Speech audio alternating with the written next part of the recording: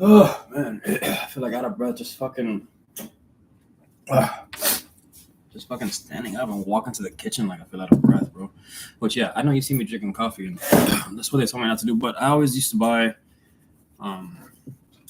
caffeinated and decaffeinated, and I would like, depending on like the day, like if it was a busy day, I'd do all right. So to fill up the whole pot, it's about 10 tablespoons. I already measured it out completely. I've had times where it sucked and it was too strong, times where it was too weak.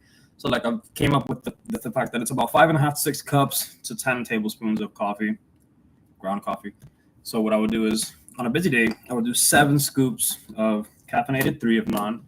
If I'm just home and I got nothing to do, which is rare, I would do like 3 caffeinated and 7 decaf. Who the fuck is this? Hello? Hello? Hello? Hi, this is Cassandra Reed with Evergreen Tax Strategies. I'm calling about a new policy that's impacting IRS debt over a year old. Just shut the fuck up, man.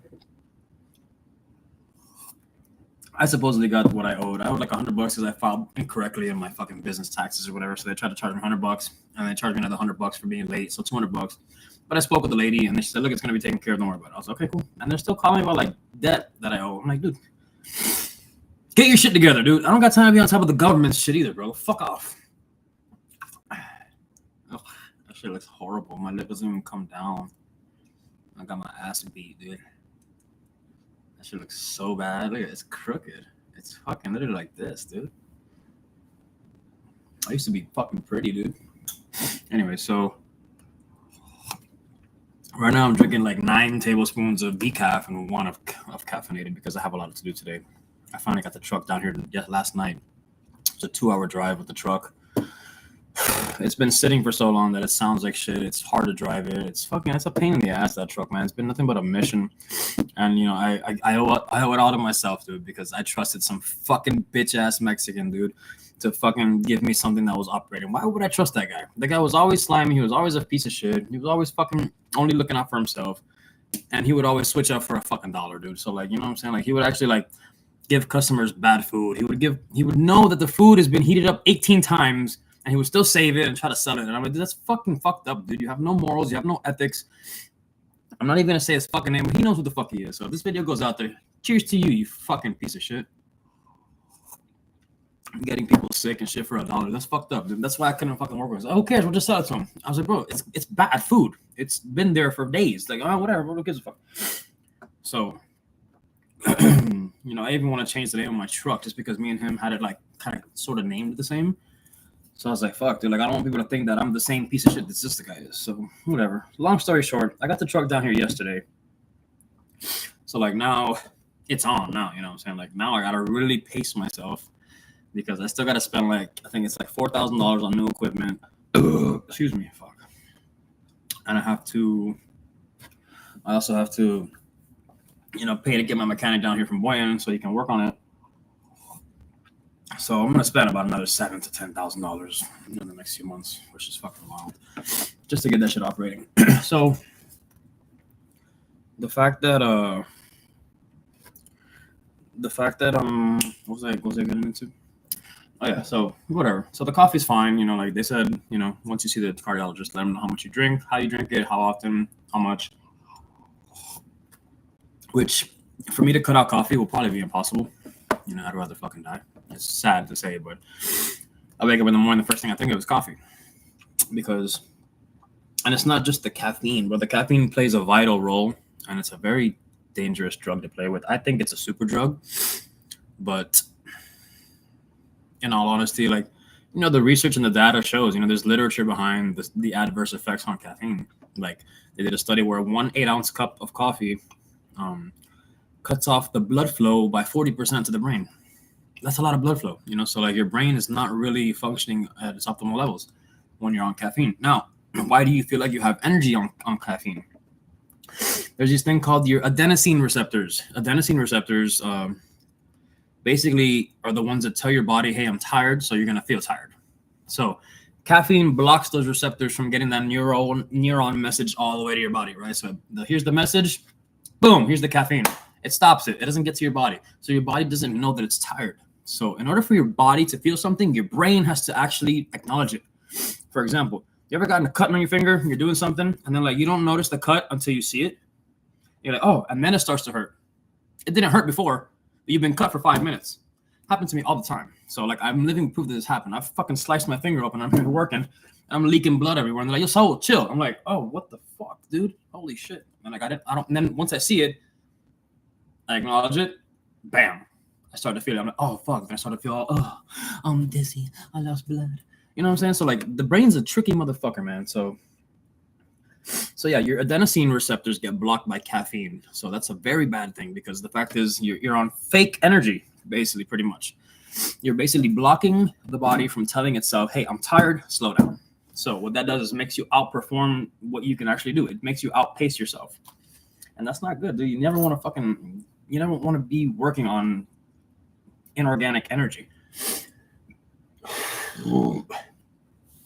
So with that being said, let's block some more adenosine, right? So yeah, whatever, man. So I was trying to look for some videos. I'm gonna try to look at this one right here. Another thing, man. Here's another thing that I don't understand, which I'm gonna bring up to my cardiologist when I see him.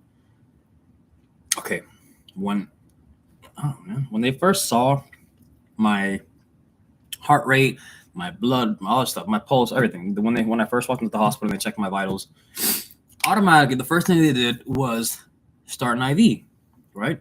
What's in that fucking bag? Salt water, right? It saves your life. It hydrates you at the cellular level. You following me? All right. So when I left the hospital and I was home, the nurse called me to follow up. Let me know what the EKGs say.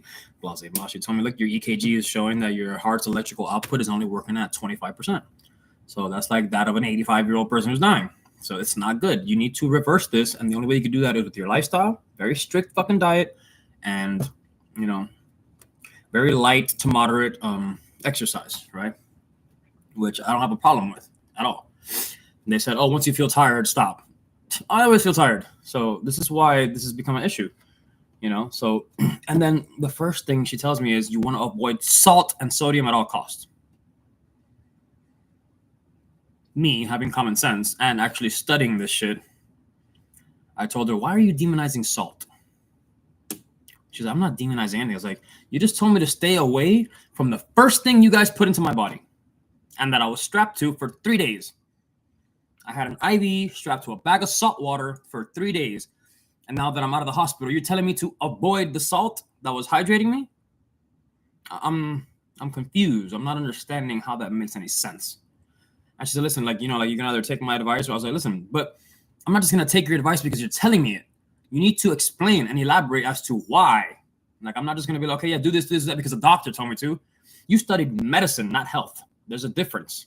You studied, hey, what are the symptoms? Give him a pill for it. Oh, he's having this. Let's cut him open. That's all you guys studied, bro. And if you wouldn't want to disagree, look that shit up. Nutritionists and dietetics, they study health and nutrition.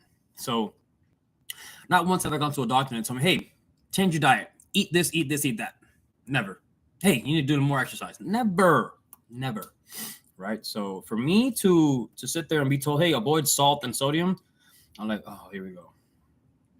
I bet you're going to tell me to stop eating eggs and meat too, right? Come on, bro. Stop fucking eating shit, bro. That shit's actually all good for your heart. Not having salt in your body, they're like, oh, because it retains water and it puts strain on your heart. How does water put strain on your heart? How does being hydrated hurt your heart?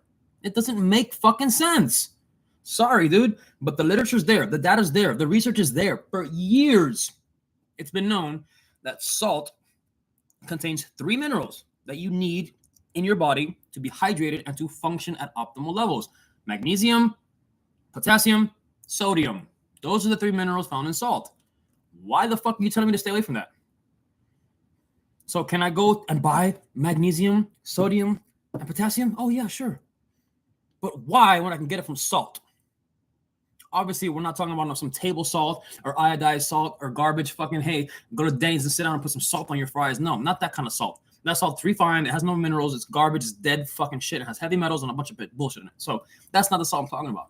The salt I'm talking about is mineral salt, real unrefined salt, sea salt, Celtic salt. All those kind of salts are great for you. You wake up in the morning, throw it in your mouth, boom, you've hydrated yourself for the day. Simple. It doesn't make sense for a doctor to be telling me, hey, avoid salt. It doesn't make sense. Sorry, bro. So I'm going to bring it up to my cardiologist. And then I'll recap on all that to see what the fuck he says. Because they said, oh, it makes your body retain water. And it puts strain on the heart because it's got to pump more water. I'm like, the heart's got to pump more water? I'm having a hard time trusting anything you say anymore.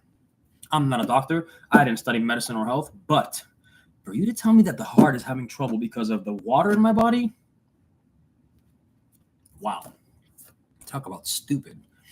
So, yeah, I don't know, man. I don't trust a damn thing these people say. You know, like I think it's all just, part of the fucking agenda to fucking push. Hey, you're sick, so take this, take that. And then they try to put me on statins in the hospital. I'm like, bro, statins are for cholesterol. Is my cholesterol having an issue? No. I was like, so why are you giving me a cholesterol medication? Stop that shit, dude. I was like, I'm not taking that. I'll take the fucking aspirin for the swelling and the inflammation for the throat and all that, but you can take that statin and flush down the toilet. I'm not gonna take it. Sorry. They're like, why not? The doctor ordered. It's like, I don't care what your doctor ordered. Your doctor also demonized salt. You know, like, come on, dude. Let's get real now. So whatever. That's what I wanted to say. It doesn't make sense. These doctors lie to you. They don't want you to be healthy. They want you to stay sick so you can keep coming back to them. You know what I mean? Like, it's just obvious. And like now I'm living proof of it. I'm here dying and telling me, hey, avoid salt so you can stay half dead and you can come back to us and take all these tests that cost $100,000. Go fuck yourself, dude. So I'm gonna fucking play this video here. Let me see. How the fuck did I do this again? I forgot. I haven't been here like a week. All right, let's fucking get this money, bro. Atrial fibrillation is like having a disorganized storm in the heart's electrical system. Instead of the usual orderly heartbeat, the heart flutters or quivers irregularly and often rapidly. This can lead to a range of symptoms from feeling like your heart is racing or fluttering. Why is it so slow and laggy, dude? Am I laggy too? Yeah, I'm fucking laggy. What the fuck? I hate this YouTube shit, dude. To chest pain or fatigue. But beyond the immediate symptoms, AFib significantly raises the risk of stroke and can lead to other heart-related issues. Understanding of this condition and how it affects the heart's normal rhythm sheds light on why it's so important to manage or prevent AFib. Let's dig into some of the common causes of AFib. AFib doesn't just have one cause. It's the result of various factors that disturb the heart's normal electrical activity. Let's dive deeper into the main culprits of AFib. First, here are some common heart or circulation-related causes of AFib. Number 1, high blood pressure. A leading factor in the cause of AFib is high blood pressure, which forces the heart to work harder. This extra strain can lead to changes in the heart structure, such as dilation of the left atrium, making it more prone to AFib. Number 2, coronary disease and heart failure. What's better than Redwood? Redwood Max. Redwood has been our #1 supplement for years for a reason, but we knew we could do it. Yeah, whatever. These conditions compromise the heart's ability to pump blood efficiently, stressing the heart and thus increasing scarring, fibrosis, and dilation of the heart chambers, and potentially leading to the chaotic electrical signals of AFib. Number 3, valve disorders. Abnormal heart valve function disrupts blood flow, which can change pressure and volume of the heart, setting the stage for AFib. Valve disorders can commonly lead to dilation of the left atrium, particularly mitral valve disorders. Number 4, cardiomyopathies. Diseases of the heart muscle itself alter the way the heart beats, leading to risks of increased scarring, fibrosis, and dilation of the heart chambers. Number 5, diabetes is also associated with an increased risk of afibrillation. The presence of diabetes can disrupt the normal electrical signals in the heart, increasing fibrosis in the heart and leading to the development of atrial fibrillation. Managing diabetes effectively is crucial in reducing the chances of developing this heart condition. Next, let's discuss lifestyle factors and other conditions that can cause AFib. Number 1, obesity. Carrying extra weight puts a strain on the heart, increases inflammation and fibrosis, and is linked to changes in the heart's electrical system that favor AFib. Number 2, alcohol and substance use. Excessive alcohol and the use of certain drugs can trigger AFib episodes by affecting the heart's electrical signals. This can be due to direct toxicity of severe alcohol on heart tissue, as well as chamber dilation with chronic alcohol use. Number 3, sleep apnea. This condition causes repeated stops and starts in breathing during sleep, leading to sudden drops in oxygen levels and increased blood pressure, stressing the heart. 4, thyroid disorders. Both an overactive and underactive thyroid gland can disrupt heart rhythm and lead to AFib. Number 5, advanced age. Increasing age is also strongly linked to the development of atrial fibrillation due to age-related fibrosis. As individuals grow older, the heart's tissues may undergo structural changes, leading to fibrosis in the atria. This fibrosis disrupts the normal electrical signals in the heart, contributing to the onset of AFib. But how do these causes disrupt the heart's normal electrical system? The heart's electrical system is finely tuned to maintain a regular rhythm. In AFib, this system is thrown into chaos. Here's how these causes mentioned impact the heart's electrical activity. Number 1, structural changes. Conditions like high blood pressure and heart disease lead to changes in the heart's structure, such as thickening of the heart muscle and enlargement of the heart's chambers. These changes can interfere with the heart's electrical signals, making them more erratic and prone to AFib. Number 2, electrical remodeling. In response to stress or injury, the heart's electrical properties can change.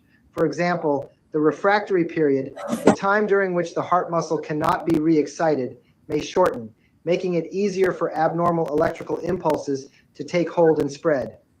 Number 3, trigger points. Areas in and around the heart, especially around the pulmonary veins, in the case of AFib, can become trigger points where abnormal electrical impulses start.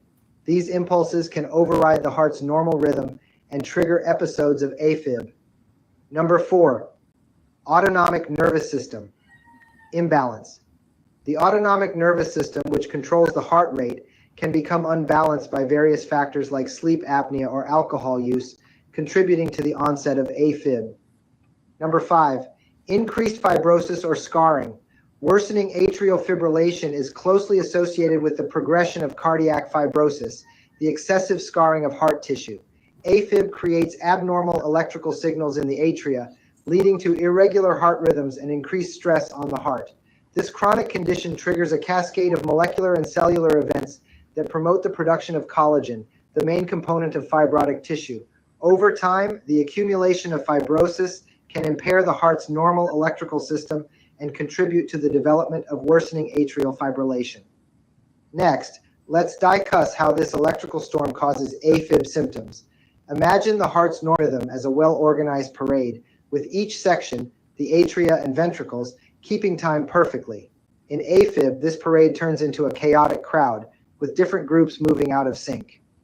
This disarray is caused by rapid and disorganized electrical signals in the atria, leading them to quiver instead of contracting in a coordinated manner. As a result, the ventricles also beat irregularly, disrupting the heart's ability to pump blood efficiently. Loss of atrial kick. Normally, the atria contract to finish filling the ventricles with blood, a process known as the atrial kick. In AFib, this coordinated contraction is lost, which can reduce the heart's efficiency and lead to symptoms like fatigue and shortness of breath. Risk of clot formation. The chaotic movement in the atria makes it easier for blood to pool and form clots, particularly in a part of the heart called the left atrial appendage. If a clot breaks loose, it can travel to the brain and cause a stroke. Variable heart rate. The irregular signals from atrial fibrillation lead to an irregular pulse, which can be too fast, too slow, or vary between extremes, affecting overall heart function and symptoms. How can you combat the electrical storm of AFib? The fight against AFib involves addressing the root causes to manage the electrical disarray of AFib. Strategies include lifestyle changes like weight loss, moderating alcohol intake, and treating conditions like high blood pressure and sleep apnea are essential in the long-term treatment of AFib. In addition, medications, Procedures like cardioversion or ablation and devices like pacemakers can also help restore or maintain a normal heart rhythm and prevent stroke. Understanding the interplay between the causes of AFib and their impact on the heart's electrical system highlights the importance of a comprehensive approach to prevention and management.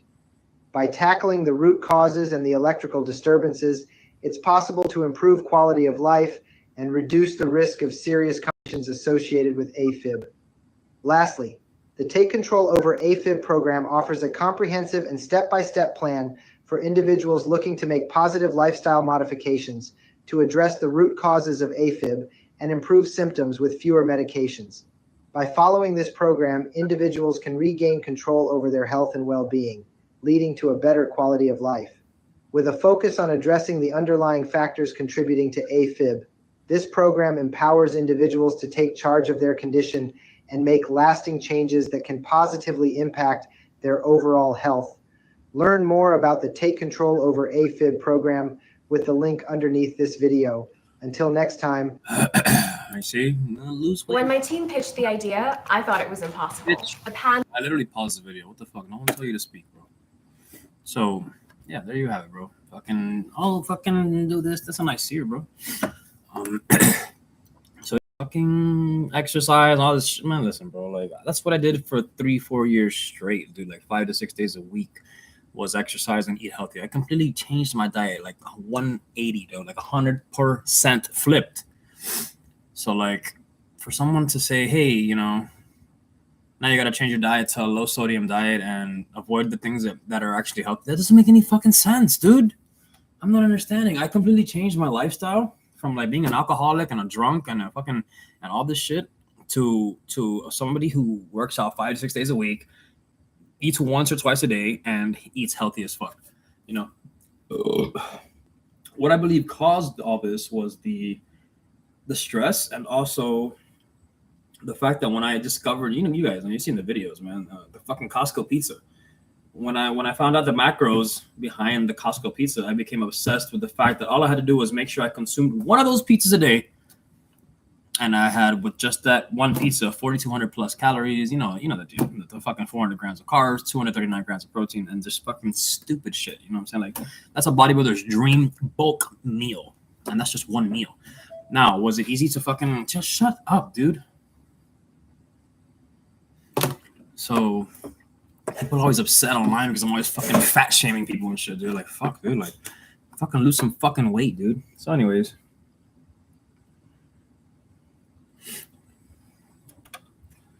Yeah, man. So that's what I got. I have atrial fibrillation, guys. I'm fucking dying. My heart's working at 25%, so now I gotta fucking switch up my whole entire life again. Let's see what this fucking cardiologist has to say, though. Like, I don't fucking believe a word of anything. You know, I don't believe it until I see it. And for me, I need to see proof behind something to believe it. That's how I've always been as far as when it comes to health. You know, like, there's literally data behind everything. There's literature behind everything, just like law. So for someone to tell me, oh, just do this because I said so. No, bro, you're going to have to tell me why and show me why. Show me a case that's similar to mine and show me where, like, the diet or this and this and that you're saying was affected by it and it changed it and it made it better, blah, blah, blah. If you can't, then I cannot take your fucking word for it. I'm sorry. So I'm going to have to just, my thing was, you know, every time somebody gets like an autoimmune disease or like they get cancer or a tumor and they say, oh, you got a year to live, you got 6 months to live. And then I find out that they go on a 21-day water fast, which is water and salt. They cure their cancer. They no longer have fucking diabetes. They fucking cure the gut microbiome. They fucking completely revamp and completely restore all their fucking their estrogen levels, their fucking testosterone levels, all their prolactin levels. Everything in their body gets completely restored back to a healthy state. So for someone to tell me, hey, blah blah blah, do this, do that, do that, no, you gotta show me why, dude. Like, and then when they say that, oh, why wouldn't they push fasting? Well, who the fuck makes money off of drinking water? Nobody, unless you're buying some expensive ass water from some expensive ass company. Obviously, you know, if it's hydrogen based water, if it's ionized water, you know, I pay $40 a month for my water. Somewhere it's back right there. You know, $40 a month for 10 gallons. Do the math. I'm overpaying by like 3,000%. It's wild, but it's worth it because you're putting this water into your body every day. My son's drinking this water every day. So I need to have the best quality water, not some dead bullshit ass water. I was thinking about railing down to try a apocalypse barbecue. Bro, I can't have barbecue. Don't tell me that shit. But that just sounds fire though. I am down for some food. Shit, well, come on over, cuz. You gonna treat? Hells yeah. I'll take fucking food any day, bro. But now I gotta like go by like, I don't know, man. Like I know barbecue is usually just fucking high in sugar. You know, I know barbecue is just basically sugar and fucking ketchup, pretty much the same shit. And they just change different seasonings in it. You know, barbecue's always been a fucking scam, dude. Barbecue sauce is pure fucking sugar. Most of the time, brown sugar. Remember, brown sugar is worse than white sugar. Don't think because it's brown that it's fucking healthy, because brown rice is worse than white rice. Literally. Like there's studies and there's fucking data that shows that brown rice raises your glycemic index for a lot longer period. It raises the same amount, you know, the units of your blood sugar, but it keeps it spiked for a longer period of time. Just like quinoa. Quinoa is a scam too. Still a carbohydrate, still spikes your blood sugar, and it keeps you in fucking fat storage mode, and it fucking disrupts your liver. So the fact is, barbecue has always been a scam. They just get fucking meats and they throw a bunch of sugar on it with a bunch of sauce, and there you go. We got barbecue. Fucking idiots. But whatever. I eat some meat. So there you have it, bro. 26 minutes. I'm gonna go do some more research and stuff, and you know, I gotta go to the truck. When I was driving the truck, I didn't realize that a bunch of stuff fell over. You know, plus I have like $15,000 to $20,000 worth of like solar equipment only inside that truck. You know, so that truck literally has $20,000 worth of equipment in it, and it's only for solar. That's a lot of money. That's a lot of equipment. So I can't lose none of that stuff. So I'm gonna go to my grandma's house where I have the truck parked, and I'm going to empty out all that solar stuff and put it in my dad's shed where it can be locked up and stuff. So I'm gonna go handle that. I'm having like fucking breathing issues again. It's fucking annoying, man. Take care of your health, bro. Make good choices, bro. Make sure your kids don't get caught up in drugs and smoking at a young age, because, you know, I regret it all. I don't live in regret. I don't regret a damn thing I ever did. But now that I have this health issue and I'm fucking dying, yeah, I kind of regret a couple things. Yeah, I wish I could have done it different, you know. But now it's up to me to make sure that I don't allow my son to become involved in that, and let him know that, hey, listen, man, diet is important, health is important. And like, you know, I told him, listen, man, use me as an example, and like as someone you do not want to be like, you know, at least not the person that I was in the past. You know, the person that I am now is the person you want to take advice from, because I've had to learn a coñazo, like they say in Cuba, bro. You know, like by fucking, you know, I learned by falling, dude. I learned by fucking up. So out of all the knowledge that I have, all the experience that I've experienced, it's all been from me trying something, failing at it. So I learned, you know, and then when you do something 2 or 3 times, you know, you're not doing it ignorant anymore. You know, when you try something for the first time and you fail, when you do it a second time, guess what? Now you're doing it with experience. So think about that for a second. You know, like I was told by a successful dude, man. He was a fucking multimillionaire, and like he came from nothing, bro. So like nobody here has an excuse as to why they're not, you know, successful. You know, it's just you're not putting the work in, and you really don't want it. You know, when you want it as bad as you want to live, you'll get it, bro. So he told me, he was like, bro, damn, now I forgot what I was gonna say because I was thinking about like 6 things at once. But whatchamacallit? Oh yeah, he told me, he was like, listen, you know what you gotta do to become successful? Just fail faster. Because when you fail and you fail and you fail and you fail, eventually you get it right, because you get experience from all those failures.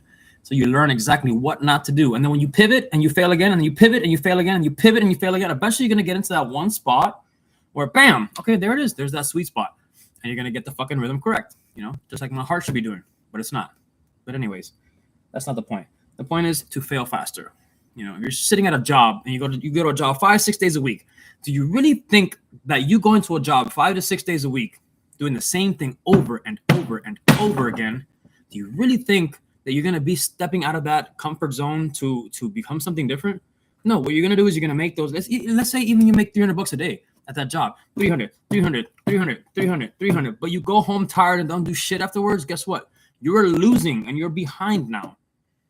Because the people who take it slow on their job and they don't put that much energy into their fucking job, into somebody else's business, and they put it into their own, guess what? The person who puts less time into their job and makes less money will make more money once they fucking have their own shit going, because now they can make their own money, making their own schedules, making their own fucking time, and they're no longer trading their time for money. Now they have a business that's operating that you can get your business up and running and eventually pay someone to have it running for you. And it's worth it, because you pay that person They run the business. You're generating income while you stay at your job. So now you're making $300 a day at your job, 300.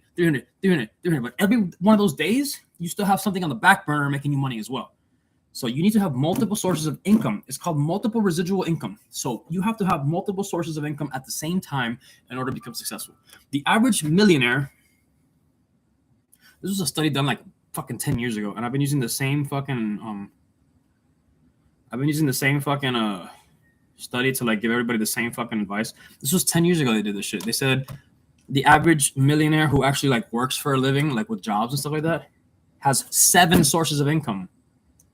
That means there's 7 things that she has making them money every single day or every single month. So if you have 3 sources of income and you're a millionaire, that's because you have 3 very high caliber sources of income. But the average millionaire 10 years ago had 7 sources of income. You know, today is probably less because of the fact that there's so many ways to make money online. You can fucking open your legs on OnlyFans and make money, whatever, dude. If you want to choose that route, that's on you. That's low quality women. You're never gonna fucking be satisfied. So that's up to you. Selling drugs was a great way to make money, but you know, I had to give that up because for one, I'm on probation. 2, and it's not that I gave it up on probation. I gave it up way before I got arrested, you know, because I was doing the food truck thing. So like, I remember my ex would tell me like every time you go out to go serve somebody or serve people for the day, like, you know, I never know if you're coming back. So like, you think a woman sees that as like a future, like, you know, like hey, let me make sure I go home to my husband that might not come home. I might get a phone call saying that he got shot dead or he's in prison, you know, one or the other. So like that shit made me like think, damn, you know, like not only for her, because I stopped it for her too, you know, and then she went and fucking became a slut. So like that was a waste of time. And then I thought I was like, fuck, man, I should just say fucking just stop because, you know, I could show my son better things. And he's getting older now, like, you know what I'm saying? So like he could see things. He's not stupid, you know what I mean?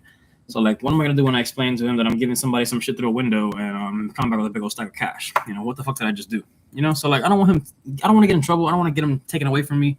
So I stopped that shit like immediately, like a couple years ago. And it's been hard since, I'm not gonna lie. I miss the money, but I don't miss the risk. I sleep better at night. I'm a lot calmer. I don't have to carry a gun everywhere. You know what I mean? So like I'm chilling. You know, I cut off a lot of people. I told them, look, I can't do this anymore. I'm not in the game. Bye. Boom. Cut off all my connections, all my plugs, all that shit. Cut them all off. I changed my number, deleted everything. So, you know, I'm doing this shit for me and my son. Fuck everybody else. I need to make sure I leave him behind an empire. You know, I got to open up policies for him. I got to do a bunch of shit, leave everything in his name. There's a lot of things I need to do as far as like my crypto and all my investments. I got to make sure they all have access to it in case I just drop dead one day and then all that money goes to waste. So, you know, just making these videos for the future so you guys can see that I actually try to do better. I try to become the best version of myself, you know. So I hope one day when I pass away, somebody gets on these videos and sees everything. So I'm going to go handle a couple of things, bro. I'm already stressed out that I have spent so much time on these videos already. It's only been like an hour, but an hour to me, you could have made $1,000. So, you know, I'm going to go ahead and cut this off because I want to be able to, you know, make some money. So let's go fucking figure some life out. Somebody wants to come down and see me and take me on a barbecue. So I'm down with that. So fuck it. So yeah, all right, man. So I'm out of here. Hope you guys enjoyed the content. Who even the fuck are you, bro? I don't know who's watching this shit. But anyways, peace, love, and happiness. Later, bro.